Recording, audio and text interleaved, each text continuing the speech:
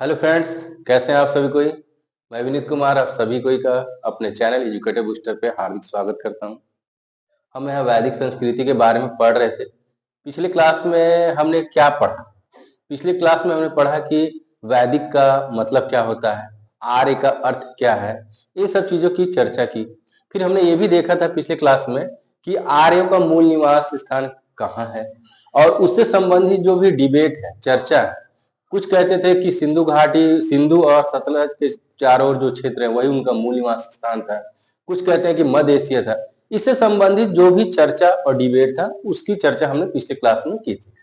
अब उस चर्चा को हम लोग आगे बढ़ा रहे हैं और देखते हैं फिर, ठीक है ना।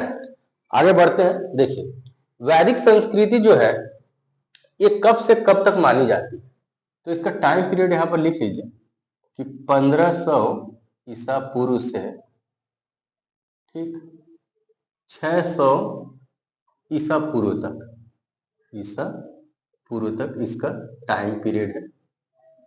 अच्छे से इसको याद कर लीजिए, कभी कभी परीक्षा में पूछता है, ठीक है ना। अब इस वैदिक संस्कृति का अध्ययन करने के लिए हम करेंगे क्या? इसको सबसे पहले हम क्या करेंगे ना, दो भागों में बांटेंगे और इसको सरल रूप से समझने की कोशिश करेंगे कि क्या है।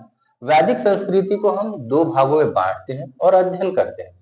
देखिए, पहला जो है उसको ऋग्वैदिक काल बोलते हैं। ऋग्वैदिक काल, समझे? ऋग्वैदिक काल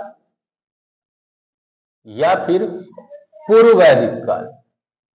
पूर्व वैदिक काल, ठीक है।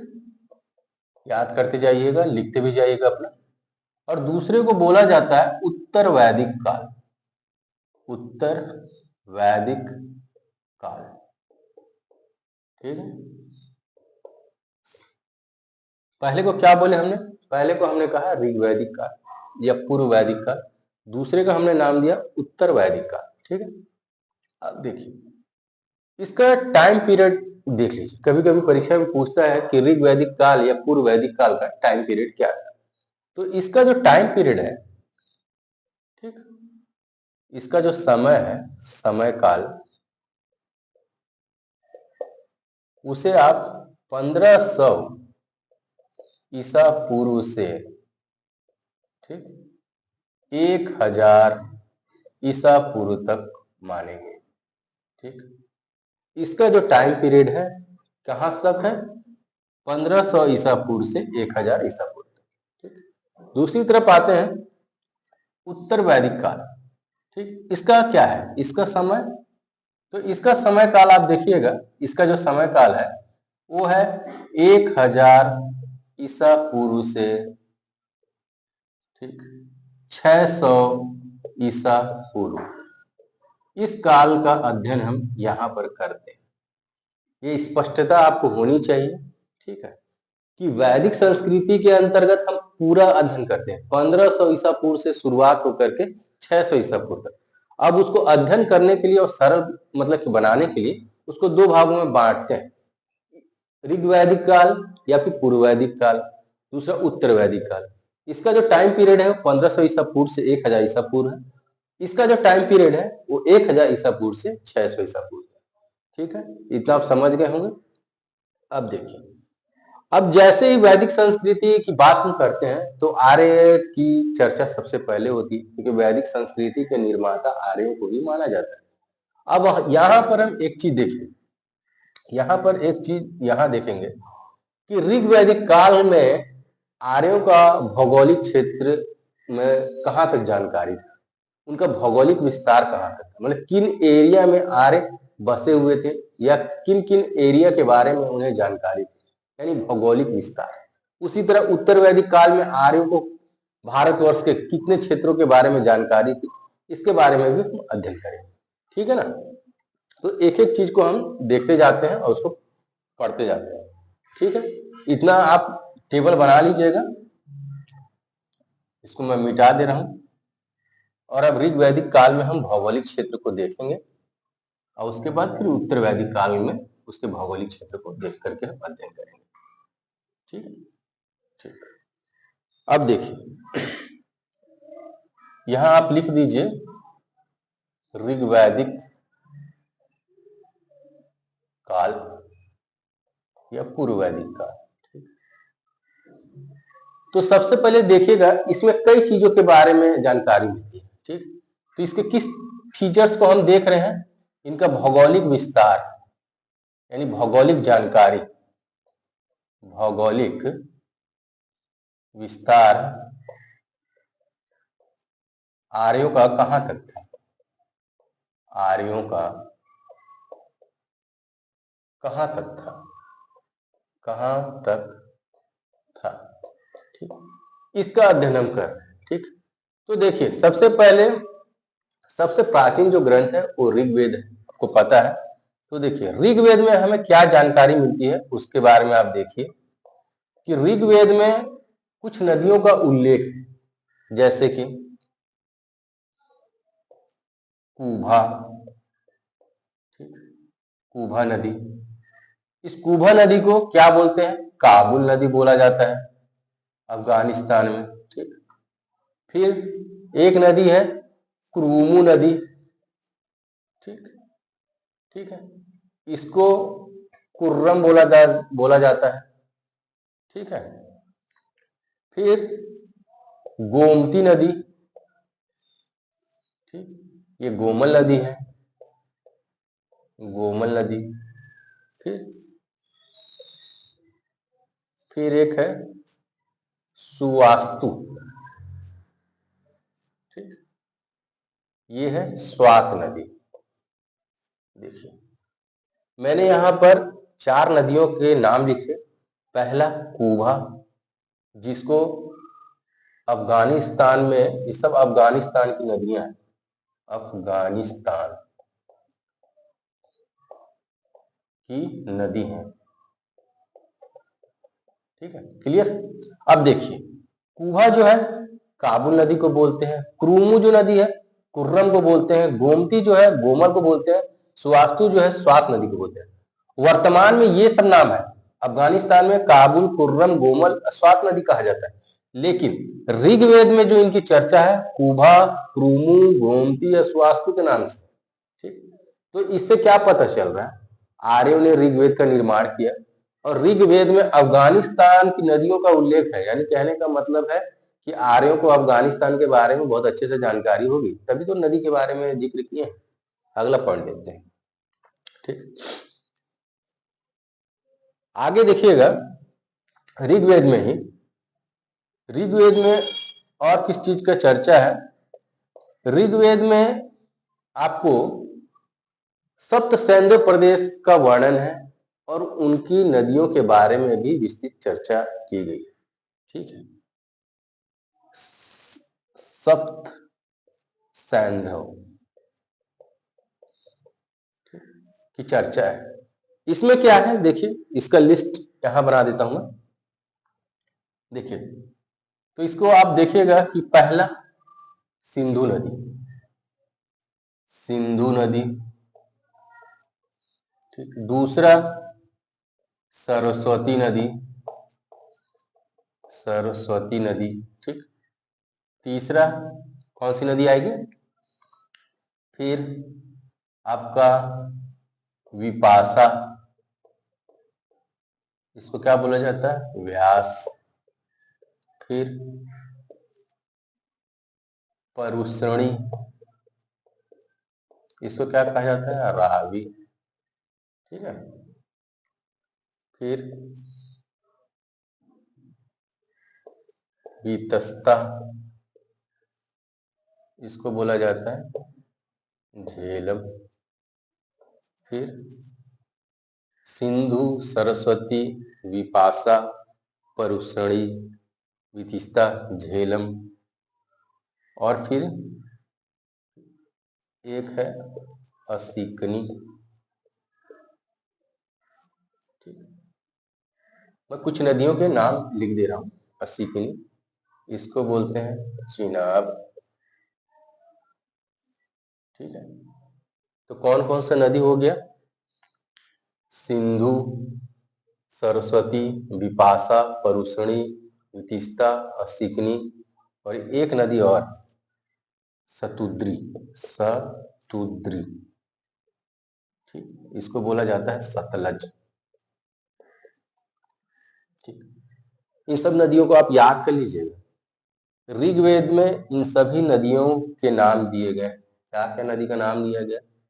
सिंधु, सरस्वती, बिपाशा, परुष्णी, वितिस्ता, असिकनी, शतुद्री, इनके नाम वहां है। ठीक है, और इनको वर्तमान में हम क्या बोलते हैं? ये सिंधु को सिंधु, सरस्वती को सरस्वती ही बोला जाता है, विपाशा को व्यास नदी बोलते हैं, परुष्णी को वर्तमान में रावी, वितिस्ता को झेलम, असिकनी को वर्तमान में चिनाब, शतुद्री को सतलज नदी बोलते हैं वर्तमान में।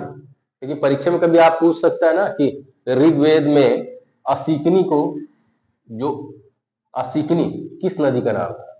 आपसे भी पूछ देगा कि ऋग्वेद में शतुद्री जो थी कौन सी नदी है?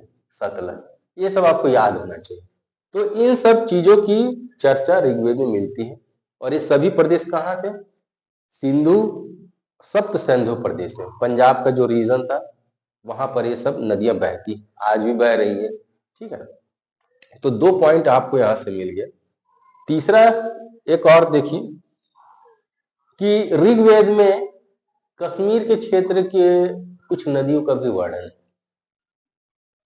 कश्मीर की एक नदी के बारे में उसका वर्णन मिलता है, उसको वहां पर लिखा गया है ऋग्वेद में मरुद वृद्धा नदी, मरुद वृद्धा नदी।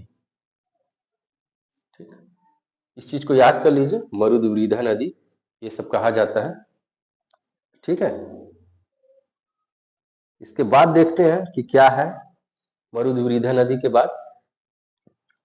फिर इसको, इनके पास पश्चिमी हिमालय क्षेत्र का भी कुछ जानकारी था। ऋग्वेद में पश्चिमी हिमालय क्षेत्र की भी कुछ जानकारियां थी इनके पास। पश्चिमी हिमालय क्षेत्र की जानकारी, क्षेत्र की जानकारी थी, जानकारी थी। ठीक, पश्चिमी हिमालय क्षेत्र की जानकारी थी। तो एक चोटी का नाम वहां उल्लेखित है, उसको लिख लीजिए, मुजवंत चोटी।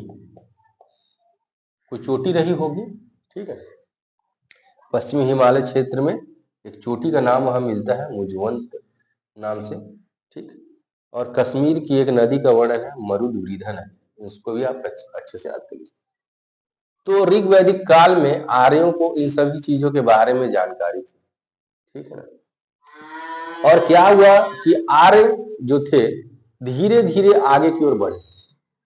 हम ये देख रहे हैं कि भौगोलिक विस्तार आर्यों का कहां तक है, उसका डिस्कशन हो रहा है ऋग्वैदिक काल में। देखते हैं इसको आगे की ओर। ठीक है, इसको आराम से समझिएगा तभी आपको क्लियर होगा। थोड़ा मैप बनाते हैं और आगे बढ़ते हैं। ठीक है, ये सब पॉइंट को याद कर लीजिएगा, क्वेश्चन आता है कुहा को किस नदी के नाम से जाना जाता है। ठीक है ना, इसलिए कंफ्यूज मत हो जाइएगा।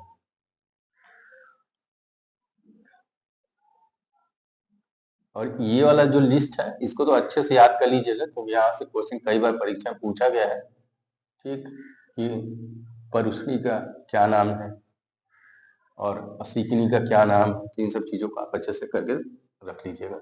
1-2 बार लिख लिख के देखिए ना, याद हो जाएगा। अब मैं एक मैप बनाता हूँ आपको अच्छे से कुछ समझाने के लिए। थोड़ा सा मैप कुछ गड़बड़ी बन सकता है, उसके लिए दिमाग नहीं लगाना है। थोड़ा सा मैं बस समझाने की कोशिश कर रहा हूँ आपको। ठीक है ना, ये देखिए अपना इंडिया बन रहा है, ये और ये ऐसे करके। ठीक है, ये ऐसे करके इंडिया अपना। ठीक, एक रफ आइडिया दे रहा हूँ आपको। ठीक है, अब देखिएगा कि आपको पता है कि ये अपना पाकिस्तान का एरिया हो गया। ठीक, इससे सटा हुआ क्या है? अफगानिस्तान का एरिया। इतना तो आपको पता ही होगा। ठीक है, पता नहीं है तो इसकी जानकारी करिए। ये अफगानिस्तान का एरिया हो गया, ये आपका पाकिस्तान का एरिया हो गया, ये अपना इंडिया हो गया। ठीक, हम जो भी चर्चा किए पिछले क्लास में उसमें क्या क्या किए उस चीज को देखिए। हमने देखा कि काबुल उबुल जो नदी थी उसके बारे में चर्चा है। तो देखिए ये वाला एरिया हो गया, ठीक, हम ये भी देखें कि सप्त सिंधु प्रदेश के बारे में भी उनको जानकारी है। तो देखिए सिंधु नदी क्या है, इस एरिया में बहती है ऐसे करके। ठीक, तो इस प्रदेश के भी बारे में उन लोगों को जानकारी थी, तो इसको भी ऐसे ऐसे कर लीजिए। ठीक, 2 पॉइंट हो गया। फिर हम ये बोल रहे हैं कि जब ये आगे बढ़ रहे हैं तो ये यहाँ आप हरियाणा में एक जगह देखे होंगे कुरुक्षेत्र, जो दिल्ली के आसपास है, ठीक है ना। तो ये कुरुक्षेत्र तक आ गए धीरे धीरे करके मूव करते हुए, स्टेप बाय स्टेप। और हमने ये कहा कि इसको कश्मीर के भी कुछ नदियों के बारे में जानकारी है इस एरिया में। फिर पश्चिमी हिमालय के क्षेत्र में कुछ चोटियों के बारे में जानकारी, ठीक है ना।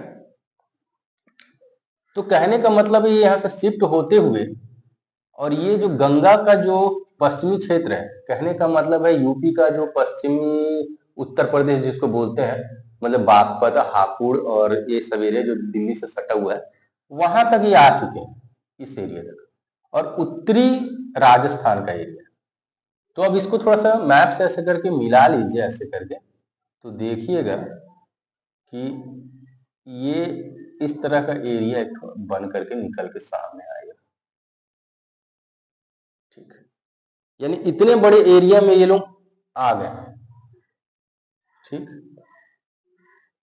इतने बड़े एरिया में ये लोग आ चुके हैं।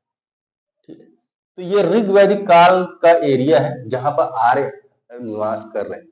अफगानिस्तान से मूव किए, यहाँ तक आए, फिर यहाँ से मूव किए, इस क्षेत्र में आ गए। ठीक है, यहाँ तक आ गए हैं, कोई दिक्कत नहीं होना चाहिए।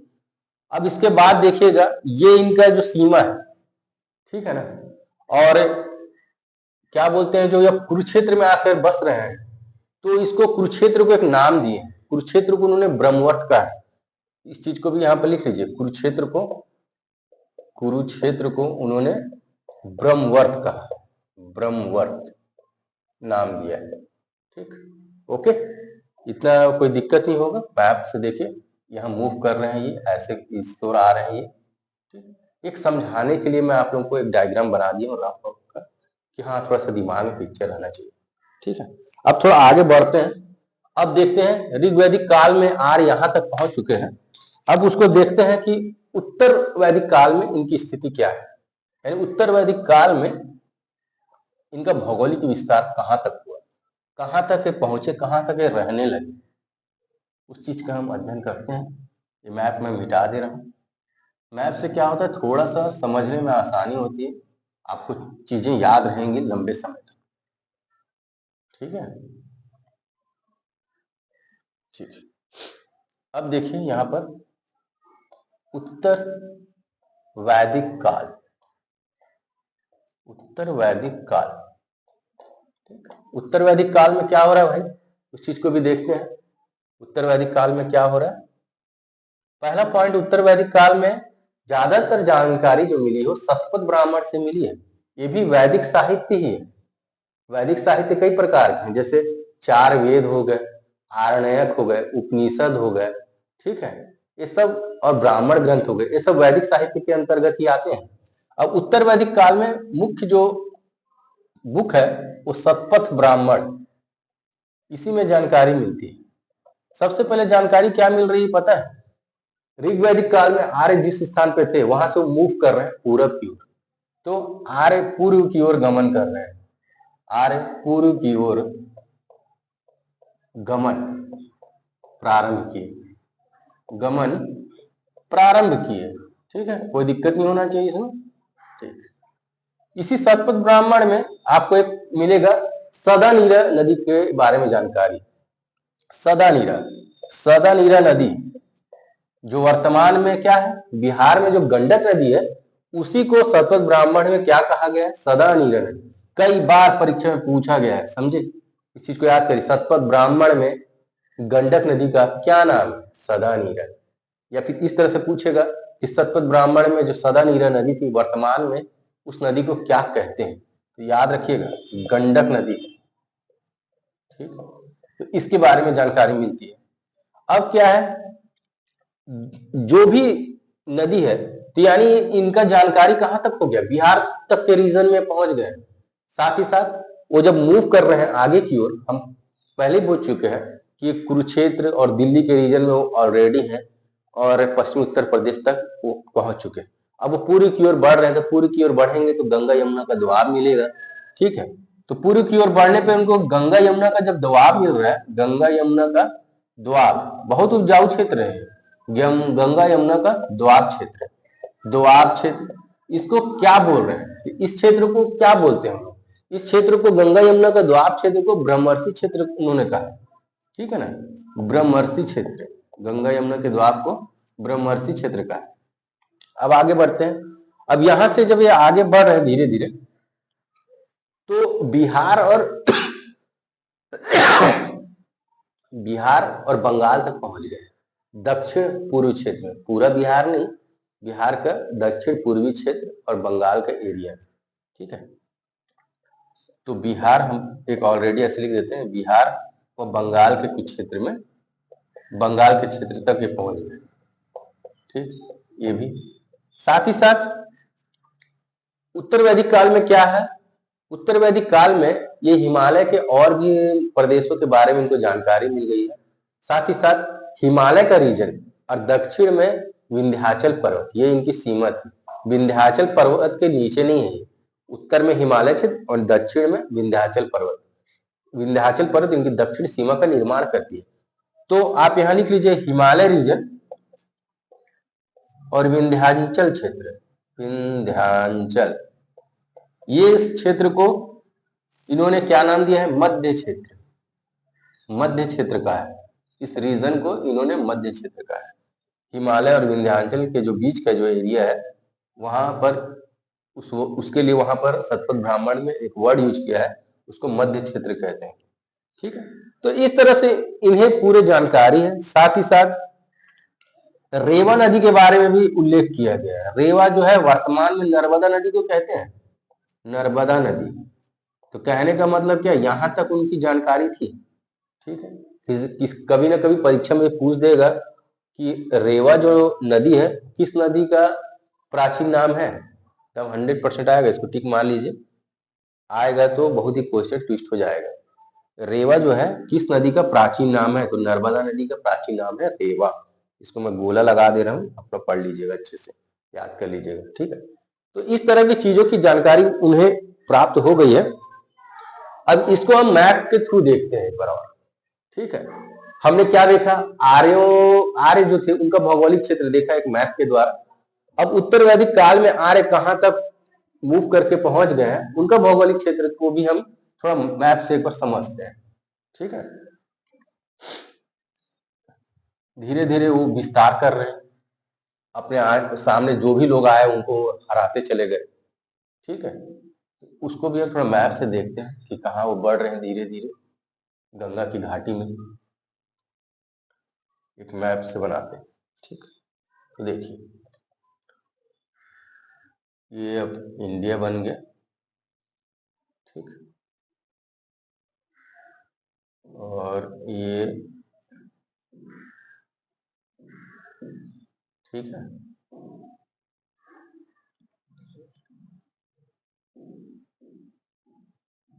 ये अपना इंडिया बन गया, एक रफ स्केच बन गया है। ठीक है ना, तो देखिए, और ये अब पाकिस्तान का जो एरिया है ये हो गया, और ये अफगानिस्तान का एरिया है, तो ये अफगानिस्तान हो गया, ये पाकिस्तान का एरिया हो गया। आपको पहले से पता है, क्या पता है कि इस रीजन के बारे में, यहाँ थे, यहाँ से मूव किए, फिर इस रीजन के बारे में यहाँ थे, यहाँ से मूव किए। ठीक, और इस पूरे जो रीजन में यहाँ ऐसे ये पहले से ही है। ठीक है, इस रीजन में है पहले से, अब यहाँ से मूव करेंगे इस ओर। ठीक, तो मैंने क्या कहा कि ये पूरा हिमालय रीजन के बारे में अब उनको जानकारी हो गई है, और ये पहुंचते पहुंचते बिहार के क्षेत्र तक यहाँ पहुंच गए। ठीक, कुछ बंगाल का एरिया भी, साउथ में देखिएगा कि विंध्याचल जो रेंज है ना, ये इनकी दक्षिण सीमा बनाती है, तो ये विंध्याचल रेंज हो गया, और सतपुड़ा जो रेंज है ऐसे। अब बीच में क्या है, नर्मदा नदी, आपको पहले से पता होगा, मैप आप मैपिंग किए होंगे तो। और नर्मदा नदी जो वर्तमान में कहा है, खंबात की खाड़ी में जाके गिरती है। ठीक है ना, आपके पास मैप, वर्ल्ड का मैप होगा तो उसको देख लीजिएगा, खंबात की खाड़ी में नर्मदा गिरती है। ठीक, ये लिख देते हैं नर्मदा। ठीक, ये क्या है, विंध्याचल रेंज है, विंध्याचल। ठीक। तो इसके बारे में उनको जानकारी थी। ये सतपुड़ा है, सतपुड़ा रेंज, तो यहाँ तक उनको जानकारी थी। साथ ही साथ ये पूरा राजस्थान का एरिया, ये बिहार, दक्षिणी बिहार, ये पूरा एरिया अब उनके जानकारी में था। ठीक है, ये तो देखिए एक नया एरिया जुड़ गया। ठीक है, इसको थोड़ा डार्क कर लेते हैं कलर से।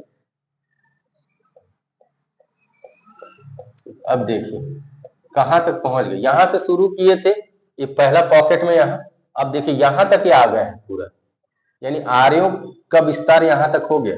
और आर्यों की जो मतलब कि विस्तार का जो दक्षिणी सीमा बनाता है वो विंध्याचल रेंज बनाता है। विंध्याचल के नीचे नहीं गए हैं, विंध्याचल पर्वत के ऊपर में ही है। तो ये हो गया पूरा आर्यों का, जो उत्तर वैदिक काल में आर्य यहां तक पहुंच गए थे।